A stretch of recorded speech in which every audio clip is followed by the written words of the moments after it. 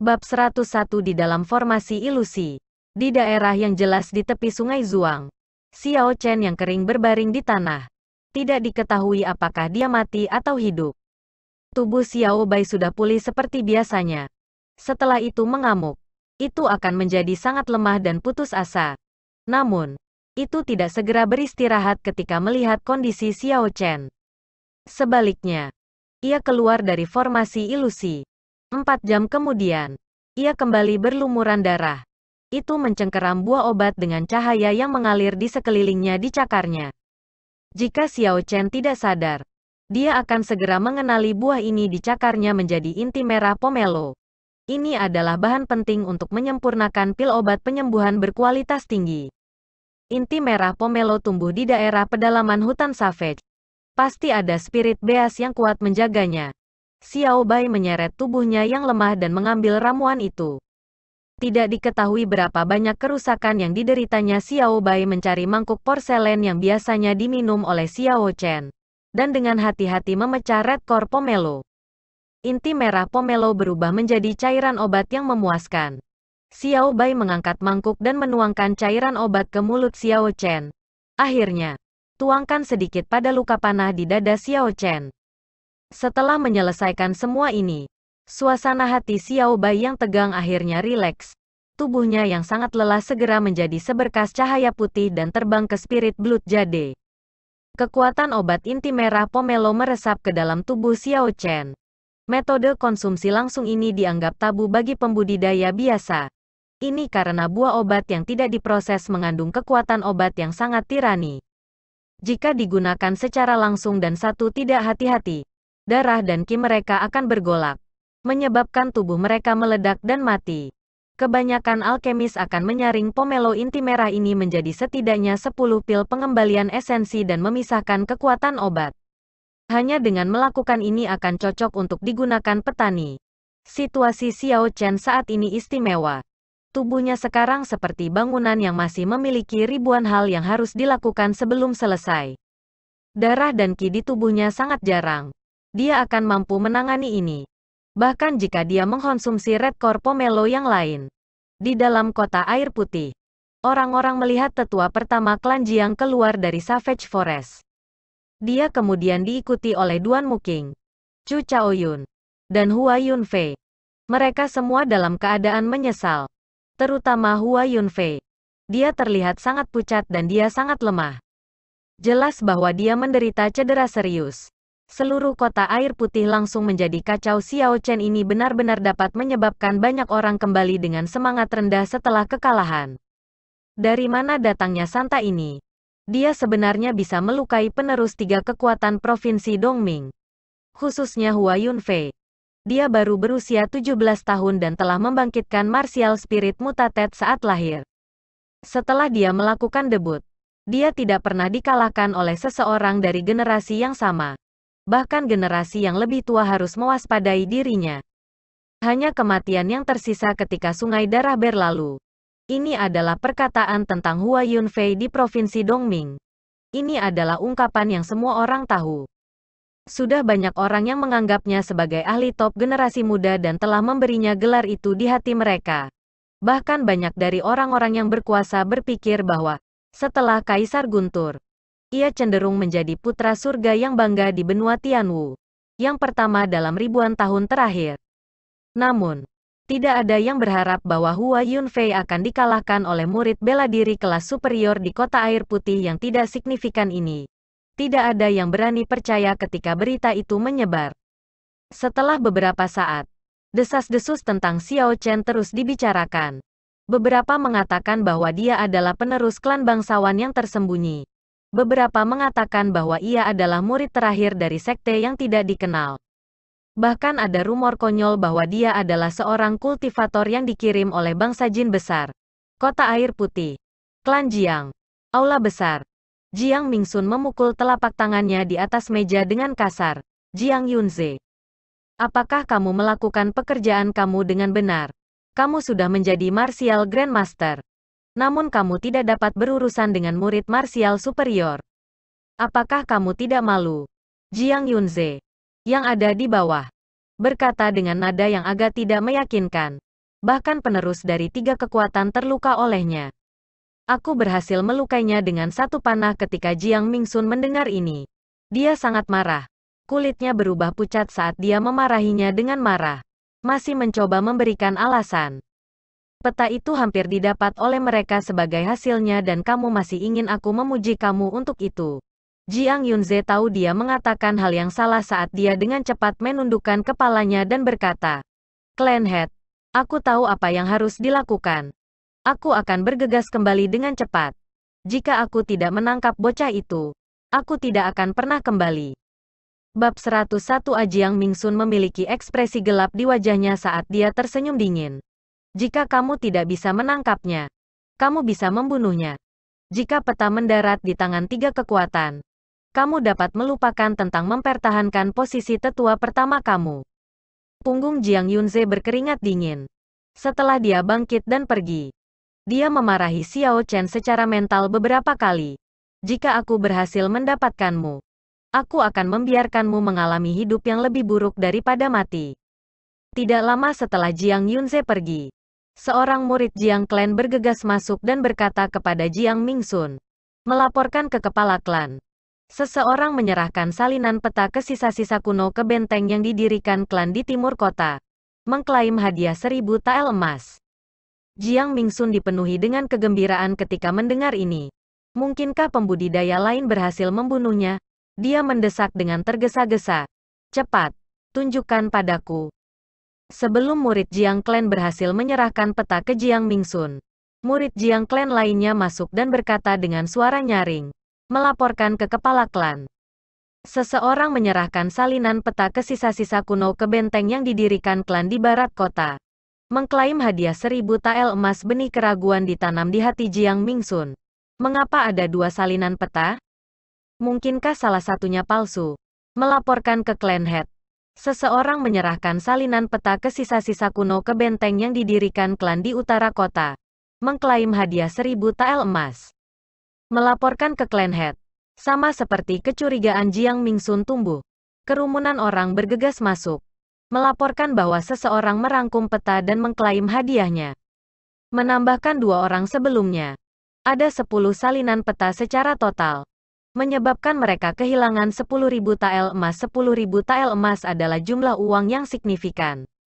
Klan Jiang hanya menerima penghasilan 1 juta tael emas per tahun. Ini adalah 1% dari pendapatan tahunan mereka dari seluruh klan. Siapapun akan merasakan sakit hati karena kehilangan semacam itu. Jiang Mingsun menekan kemarahan di hatinya dan memeriksa 10 salinan peta. Dia menemukan mereka semua palsu. Selanjutnya, 10 salinan ini hampir identik satu sama lain. Jelas bahwa ini dilakukan oleh satu orang. Jiang Mingsun tersenyum dingin pada dirinya sendiri. Dalam 100 tahun terakhir, tidak ada seorang pun di kota air putih yang pernah berani mengejek klan Jiang. Hadiah ini ditetapkan oleh dirinya sendiri. Jadi tentu saja, dia tahu tentang celah namun, dia tidak mengharapkan seseorang untuk mengambil keuntungan dari celah itu. Dalam 100 tahun terakhir, klan Jiang telah menjadi kekuatan terkuat di kota air putih. Dia berani mengeluarkan hadiah karena dia percaya diri namun, dia tidak menyangka bahwa seseorang benar-benar berani mengambil keuntungan dari celah ini. Dia berkata dengan suara dingin, cari tahu siapa yang melakukan ini dalam 3 hari. Aku akan menghancurkan seluruh klannya. Apakah dia berpikir bahwa Jiang Clan kita mudah diganggu? Orang-orang pergi begitu mereka menerima pesanan. Pada saat ini, seorang kultivator di sampingnya berkata dengan suara lembut, klan kepala. Sepertinya ada 2 kata yang tersembunyi di peta. Ketika Jiang Mingsun mendengar ini, memiliki ekspresi khawatir di wajahnya. Dia dengan santai mengambil peta dan melihatnya dengan hati-hati. Rute yang digambar di peta, di tengah-tengah gunung dan sungai, secara tidak jelas membentuk goresan. Goresan yang membentuk karakter Cina. Setelah waktu yang lama, Jiang Mingsun menggumamkan 2 kata. Kata-kata ini sepertinya bodoh, Cun, Bang. Jiang Mingsun mengepalkan tangannya erat-erat, dan dia memukul dengan keras di atas meja di mana peta diletakkan. Meja kayu meledak dengan suara keras, berubah menjadi serpihan yang tak terhitung jumlahnya. 10 orang yang berlutut di bawah sangat ketakutan sehingga mereka gemetar. Mereka belum pernah melihat Jiang Mingsun kehilangan emosinya seperti itu sebelumnya. Bahkan ketika tetua pertama ada di sini sebelumnya, ekspresinya tidak menakutkan. Wajah Jiang Mingsun yang sudah tua membengkak seperti hati babi saat dia berkata dengan gelisah. Banyak sampah, enyahlah, jika kamu menerima peta semacam ini lagi di masa depan. Kamu dapat berangkat dari klan Jiang. Sial. Orang ini yang mengklaim hadiah dengan peta palsu sedang memandang rendah Jiang Clan. Nafsu makannya sangat besar. Memakan 10.000 tael emas dalam sekali jalan. Lebih jauh. Dia menulis kata-kata V4G1 Nabodo secara terbuka di peta. Dia jelas melakukan ini dengan sengaja. Betapa menjijikkannya dia melakukan hal yang sedemikian menyebalkan. Tidak apa-apa jika kamu menggunakan peta palsu dan mengklaim hadiah. Lakukan saja dengan tenang. Namun kamu masih menulis kata-kata V4G1 Nabodo di peta. Bukankah ini setara dengan menamparkan wajahku yang terburuk? Aku, Jiang Mingsun, membacakan kata-kata V4G1 Nabodo seperti orang bodoh. Cukup sudah, Jiang Mingsun merasakan api membakar hatinya. Dia tidak bisa tenang. Semakin dia memikirkannya, semakin marah dia berteriak dengan marah dan mengirimkan pukulan dan tendangan ke meja dan kursi di sekitarnya. Ini berlanjut sampai semua yang ada di depan mata hancur hingga dia merasa lebih baik namun, ketika dia memikirkannya, benda-benda ini juga cukup berharga. Ketika ditambahkan bersama-sama, mereka bernilai setidaknya 10.000 tael emas. Semua ini adalah uang yang hilang. Begitu saja. Api di hatinya menyala sekali lagi. Di dalam kamar mewah di Paviliun Liuxiang. Ketika Paviliun Liuxiang berubah menjadi tumpukan puing-puing, banyak orang berpikir bahwa dibutuhkan setidaknya 3 bulan sebelum Paviliun Liuxiang dapat dibuka untuk bisnis lagi. Tidak diketahui bagaimana Jin Dabao berhasil melakukannya. Tetapi Paviliun Liuxiang secara ajaib dibangun kembali dalam waktu 3 hari. Terlebih lagi, itu bahkan lebih tinggi dan bahkan lebih mewah dari sebelumnya. Bisnis sekarang bahkan lebih baik daripada sebelumnya. Seorang pelayan membawa uang kertas senilai 10.000 tael emas dan menyerahkannya kepada Fatih Jin. Ada ekspresi pemujaan di wajahnya ketika dia berkata, "Tuan muda, seperti yang kamu harapkan." Sekelompok orang itu tidak tahu seperti apa peta itu. Berpikir kita benar-benar bisa menukarnya dengan uang. Fatih Jin tertawa keras ketika menerima uang kertas. Lemak di wajahnya bergetar ketika dia tersenyum cerah. Tidak heran putranya begitu bodoh. Sang ayah adalah seorang bodoh. Dirinya sendiri. Uang yang digunakan untuk membangun kembali Paviliun Liuxiang semuanya telah diperoleh kembali. Dan beberapa lagi. Fatih Jin hati-hati menyimpan uang kertas dan kemudian berkata kepada pelayan. Pergi mencari orang untuk membawa peta ke pusat kota air putih untuk dijual. Katakan bahwa itu adalah peta yang bocor dari tempat tinggal Jiang. Jual setiap salinan seharga 1.000 tael perak. Para pembudidaya yang berpikir mereka kuat pasti akan membelinya. Pelayan itu berkata dengan ragu-ragu, apakah kita menjual ini tanpa melakukan perubahan apapun terhadapnya? Itu tidak terlalu bagus. Mungkin kita harus mengubah kata-katanya? Lemak itu bergumam pada dirinya sendiri. Memang, itu tidak terlalu benar. Jika kita menjual ini begitu saja tanpa perubahan, itu tidak akan menunjukkan kejeniusan dari lemak ini. Bagaimana dengan ini? Mata orang berlemak itu menjadi cerah ketika dia terus tersenyum. Tambahkan, besar, di depan V4G1 Nabodo. Pastikan kamu menulisnya dengan cara yang puitis. Aku tidak perlu mengajari kamu bagaimana melakukannya dengan benar. Pelayan hampir muntah darah. Perubahan semacam ini seperti tidak memiliki perubahan sama sekali. Kuncinya adalah kata-kata V4G1 Nabodo. Itu sebabnya aku menyarankan untuk melakukan perubahan. Untuk berpikir kamu sebenarnya hanya menambahkan besar di depannya. Bukankah ini lebih menyebalkan? Akhirnya, pelayan tidak bisa lagi menanganinya. Dia bertanya, Tuan muda, tidakkah kamu selalu mengatakan ketika kamu melakukan bisnis, kamu tidak menipu tua atau muda? Bukankah itu yang sedang kamu lakukan sekarang? Fatih Jin tersenyum dan memarahinya. Dia menggunakan kipas lipat emas di tangannya untuk melakukan rap di kepala pelayan dengan kasar. mencurangi orang tua atau anak muda, mengacu pada orang normal. Apakah orang-orang yang akan membeli kata-kata adalah orang normal? Fatih Jin menghela nafas berat saat dia membuka kipas lipat dan mengipasi dirinya. Dia berkata dengan menyesal dalam suaranya. Kecerdasan aku terlalu tinggi. Ini memang merugikan. Sepertinya tidak ada seorang pun di dunia ini yang mengerti aku. Sangat sepi sebelum lemak itu selesai berbicara. Pelayan itu dengan cepat berlari keluar. Dia merasakan isi perutnya bergejolak. Jika dia terus tinggal di sini, dia akan memuntahkan makan siang yang baru saja dia makan. Bab 102 di dalam formasi ilusi. Di samping tepi Sungai Zuang, Xiao Chen berbaring tak bergerak. 3 hari telah berlalu dan kulitnya yang kering agak lebih sehat. Namun, dia masih terlihat kurus seperti tongkat. Seolah-olah dia kurang gizi. Racun berkumpul di kulitnya, menyebabkan kulit putihnya menjadi gelap. 3 hari berlalu dan awan gelap berkumpul di langit, membuat seluruh tempat suram. Dalam sekejap mata, tetesan air seukuran kacang jatuh dari langit. Jatuh di wajah Xiao Chen dengan ketipak derai. Hujan deras mengguyur deras saat kilat menyambar dan guntur menderu. Ketinggian Sungai Zuang naik dan air turbulensi melonjak hebat. Memancar dengan sangat cepat. Cici, rintik hujan jatuh di mata Xiao Chen yang tertutup rapat. Kelopak matanya tidak bisa membantu tetapi berkedut 2 kali. Setelah waktu yang lama, matanya yang tertutup rapat membuka celah. Air hujan merembes melalui celah, memasuki matanya tanpa ampun. Ada kabut yang menutupi langit, membuatnya tampak samar dan tidak jelas. Di tengah hujan dan kabut, ia tampaknya telah melihat orang tuanya dari kehidupan sebelumnya. Karena dia pergi, ibunya menangis setiap hari dan ayahnya mendesah sepanjang hari. Kedua rambut hitam halus mereka memutih. Ayah, Bu, gumam Xiao Chen pelan. Tidak pasti apakah air di matanya adalah air hujan atau air mata yang terus mengalir. Dia belum pernah merasakan ini kesepian dalam hidupnya sebelumnya. Terlepas dari luasnya dunia ini, ia sebenarnya tidak dapat menemukan tempat berlindung dari hujan deras ini. Bahkan gubuk jerami dia dengan susah payah mengulurkan tangan kanannya ke arah langit, mencoba untuk meraih citra samar dari orang tuanya. Hujan seukuran kacang jatuh terus-menerus di tangan kanan Xiao Chen, tanpa ampun memadamkan delusinya.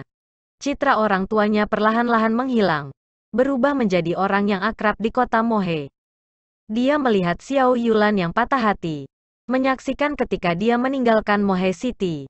Yelan, Xiao Linger, dan teman-temannya yang lain dari pengadilan hutan suram semuanya berlutut di depan Xiao Xiong, mencari belas kasihan untuk Xiao Chen. Kemudian dia melihat Feng Feixue, mengenakan pakaian pria. Dia memegang kipas lipat, terlihat sangat anggun dan elegan. Berbagai adegan masa lalu terlintas untuk Xiao Chen. Mohe City. Aku sudah pergi begitu lama. Apakah kamu masih ingat aku, sepupu Yulan? Apakah kamu pergi ke Heavenly Kin School bersama Xiao Jian? Xiao Jian? Apakah kebencianmu padaku berkurang karena kepergianku? Feng Feixue. Pertama kamu memberi aku Azul obat naga Azure. Dan kemudian kamu memberi aku Azure Dragon Cloud Soaring Art. Siapa sebenarnya kamu, Xiao Xiong? Mengapa aku diusir hanya karena aku memiliki roh bela diri naga Azure? Kenapa kamu begitu tidak berperasaan? Semua gambar samar di langit lenyap sepenuhnya. Hanya menyisakan kabut dan hujan deras, menyapu kenangan Xiao Chen. Ketika semua ingatan ini hilang, hati Xiao Chen kembali jernih. Air di matanya menghilang saat dia termenung menyaksikan hujan turun. Xiao Chen berjuang sedikit sebelum berhasil duduk. Dia menggunakan tangan kanannya untuk menopang berat badannya saat dia perlahan berdiri. Dia terhuyung-huyung saat tubuhnya bergoyang. Karena dia berbaring di tanah untuk waktu yang lama, sirkulasi darah di tubuhnya tidak baik. Dia merasa pusing dan hampir pingsan lagi. Setelah beberapa saat, sirkulasi darahnya membaik. Xiao Chen menuju ke tepi Sungai Zuang, menantang hujan deras saat ia perlahan berjalan. Gambar cermin buram muncul di air, menunjukkan tubuh kurus dan kulit hitam Xiao Chen. Xiao Chen tersenyum pahit pada dirinya sendiri saat dia bergumam. Teknik peringkat perang surga. Aku memang belum cukup kuat untuk melaksanakannya. Jika aku harus mengeksekusinya sekali lagi, Aku mungkin akan mati dengan mengerikan di tempat. Tiba-tiba, dia ingat pertama kali dia mengeksekusi pengembalian naga Azure. Saat dia diselamatkan oleh Xiao Yulan. Perawatannya yang teliti, serta meja yang penuh dengan hidangan lezat. Sekarang, mereka berdua berpisah. Tidak diketahui kapan mereka akan bertemu lagi. Dia tidak bisa menahan perasaan tertekan di hatinya. Mengenang kembali pikirannya dan basah kuyup karena hujan. Xiao Chen pergi dan menemukan batu datar. Dia ragu-ragu sebentar sebelum duduk bersila di atasnya. Dia mengeluarkan 7 daun buah dari cincin semesta. Aroma obat yang memuaskan langsung menghilang. Ada lapisan ki emas yang tampak padat menutupinya. Bahkan hujan pun tidak mampu menembusnya. Xiao Chen tidak ragu-ragu saat dia menelan harta alam ini yang bahkan Black Leg Snake tidak berani menelannya. Ki dan darahnya saat ini sangat lemah. Meskipun dia sudah mengambil inti merah pomelo, itu tidak cukup. Dia membutuhkan lebih banyak. Dia tidak perlu khawatir tentang ki dan darahnya menjadi mengamuk, menyebabkan dirinya menjadi terlalu jenuh dan meledak sampai mati. Saat 7 daun buah memasuki mulutnya, itu berubah menjadi cairan obat pendingin. Itu mengalir di sepanjang meridian Xiao Chen dan diedarkan ke seluruh tubuhnya. Setelah satu siklus, energi yang mengerikan dikeluarkan dari seluruh tubuh Xiao Chen. Ki dan darah yang sangat mengamuk bergejolak di tubuhnya tanpa henti. Itu mengikuti acu poin sepanjang meridian dan bergegas ke tianding acu poin di otaknya. Tubuh Xiao Chen memancarkan cahaya keemasan. Ketika hujan seukuran kacang jatuh di atasnya, segera berubah menjadi uap. Dalam waktu yang sangat singkat, batu datar itu tertutup kabut putih di dalam uap. Ada sosok manusia yang memancarkan cahaya keemasan. Itu tampak sangat sakral dan suci dalam hujan. Seven Leaf Flower menumbuhkan kelopak bunga setiap 10 tahun sekali. Untuk semua 7 kelopak tumbuh, itu akan memakan waktu 70 tahun. Hanya setelah 20 tahun lagi akan ada 7 daun buah. Buah 7 daun membutuhkan total 90 tahun untuk tumbuh. Selama waktu ini, 7 daun buah terus menyerap energi spiritual paling murni dari langit dan bumi. Ketika akhirnya berbuah, inti dari surga dan bumi yang terkandung di dalamnya mencapai tingkat yang tak terbayangkan. Ini adalah esens paling murni dan terpadat. Itu bisa menghasilkan murid bela diri meningkatkan kultivasinya 1 tingkat saat dikonsumsi. Meskipun Xiao Chen telah mengantisipasi kekuatan buah 7 daun, ia meremehkan Essence of Heaven dan Earth yang terkandung di dalamnya. Dia hampir kehilangan kendali. Xiao Chen dengan cepat mengedarkan Purple Thunder Divine Incantation. Perlahan-lahan menyempurnakan kekuatan obat mengamuk ini. Uap ungu naik dari kepalanya. Daging dan kulit superficial Xiao Chen bisa terlihat dipelihara secara perlahan oleh mata telanjang. Kulit kering secara bertahap menjadi jenuh. Pipinya yang hitam tampak seperti diukir menggunakan pisau. Sudut-sudutnya jelas dan berbeda, memberikan kesan seperti pedang yang terhunus. Perasaan tertekan terasa ketika seseorang memamerkan kemampuan mereka. Setelah Purple Thunder Divine Incantation membuat 3 siklus kecil, Xiao Chen berhasil mengendalikan kekuatan obat. Dia terus mengedarkan Purple Thunder Divine Incantation. Dia siap untuk menggunakan kesempatan ini untuk maju dalam dunia kultivasi. Dalam hujan deras ini di langit di atas, awan gelap menutupi matahari. Di dalam awan, suara guntur terus berderak. Aliran hujan tanpa ampun semakin kuat dengan angin. Terdengar suara angin, hujan, guntur, derasnya sungai, dan suara air terjun menghantam tanah di sekitarnya. Lebih jauh lagi, ada celoteh serangga dan geraman roh binatang ketika suara-suara ini memasuki telinga Xiao Chen. Xiao Chen mencapai kondisi kejernihan mental, suatu keadaan di mana ia kehilangan indera diri. Dia berkeliaran di antara realitas dan ilusi, merasakan segala sesuatu antara langit dan bumi. Dia mengedarkan Purple Thunder Divine Incantation untuk 1 siklus. Kekuatan obat mengamuk yang terkandung dalam Seven Leaf Fruit bergabung bersama dengan energi spiritual yang diserap oleh Purple Thunder Divine Incantation dan mengalir ke Dantian. Bang! Di mana roh marsial berada? Tidak ada penghalang. 10 awan putih segera meledak terpisah, menjadi massa tanpa bentuk. Awan menghilang dan genangan air jernih muncul di ruang massa tak berbentuk. Ukuran kolam ini setidaknya 2 kali lipat dari ketika Xiao Chen maju di bidang kultivasi terakhir kali. Dia merasakan energi yang terkandung di dalam dan merasa sangat gembira. Dia benar-benar dapat meningkatkan budidaya langsung ke puncak master bela diri medial grade. Dia hanya sedikit kekurangan untuk maju menjadi guru bela diri tingkat tinggi. Xiao Chen telah mampu menembus ke ranah kultivasi berikutnya untuk waktu yang lama. Dia telah menekan energi ini, memperkuat fondasinya. Dia tidak berharap bahwa di bawah pengaruh persiapan yang baik, dia bisa melompat ke master bela diri medial grade menggunakan buah 7 daun. Ledakan. Tiba-tiba, ada gemuruh guntur yang sangat kuat.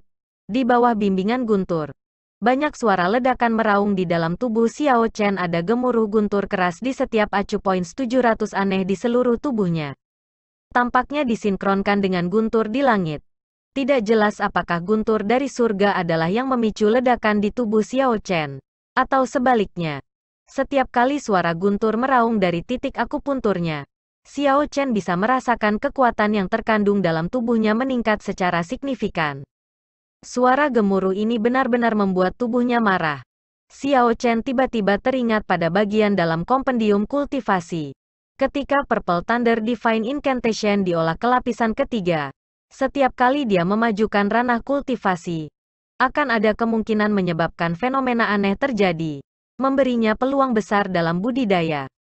Menurut legenda, setelah ia membudidayakan ke lapisan ketujuh, setiap kali ia maju, ia harus mengalami kesengsaraan petir. Tampaknya legenda ini sepertinya benar. Ketika guntur benar-benar berhenti, Purple Thunder Divine Incantation tiba-tiba mulai beredar. Kecepatan sirkulasi sebenarnya lebih cepat dari sebelumnya. Purple Thunder Divine Incantation juga telah maju. Aliran hujan perlahan-lahan berhenti dan awan gelap tersebar. Matahari bersinar lagi dan hutan menjadi semarak sekali lagi. Ada segala macam suara yang datang dari burung dan binatang buas. Xiao Chen tiba-tiba membuka matanya. Purple Thunder True Fire tiba-tiba dicurahkan dari pori-porinya sebelum berkumpul bersama dan berubah menjadi bola api ungu yang berkilau. Itu melayang di depannya. Ketika Purple Thunder Divine Incantation maju ke lapisan ketiga, ada beberapa perubahan kualitatif ke Purple Thunder True Fire. Akhirnya menghasilkan api asal. Itu bukan lagi nyala tanpa sumber dengan pemikiran dari Xiao Chen. Manifestasi Purple Thunder True Fire berubah menjadi cahaya ungu dan memasuki mata kanannya. Lautan api yang tak terbatas langsung muncul di mata kanannya. Seolah-olah alam semesta dipisahkan oleh api.